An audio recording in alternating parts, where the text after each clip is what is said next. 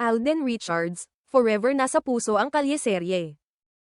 Ipinagdiwang ni Asia's multimedia star at kapuso actor na si Alden Richards ang ika-10 anibersaryo ng kalyeserye, ang iconic na segment ng longest-running noontime show na Eat Bulaga. Na siya at si Maine Mendoza ang naging pangunahing tambalan.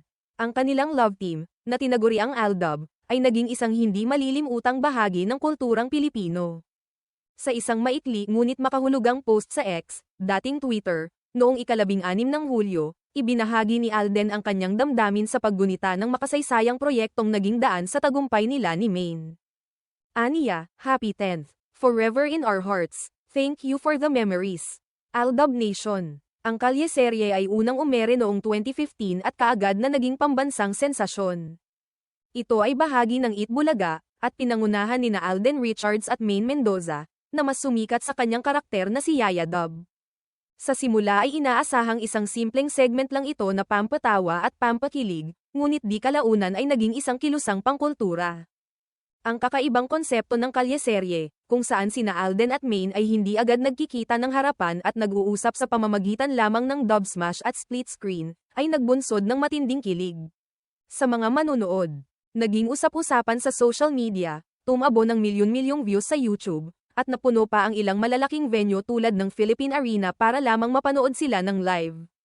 Bukod sa mga kilig at tawa, naging sentro rin ng aral sa buhay ang kalyeserye. Tinatalakay nito ang mga isyong pampamilya, pagmamahal, at respeto sa magulang, bagay na bihirang mapanood sa mga noontime show noon.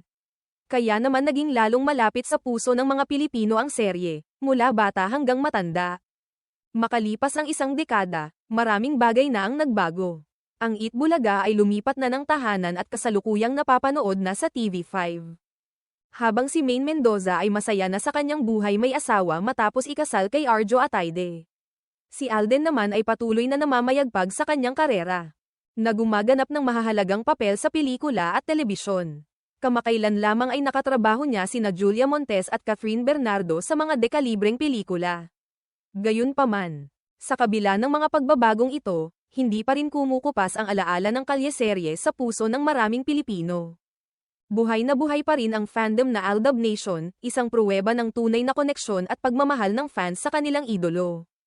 Ang simpleng pagbati ni Alden sa anibersaryo ng kalyeserye ay tila paalala na kahit gaano man kalayo ang narating ng bawat isa sa kanilang personal na landas. May mga alaala pa ring hindi kailanman malilimutan, mga tagpong minsang naging parte ng kasaysayan ng telebisyon sa Pilipinas.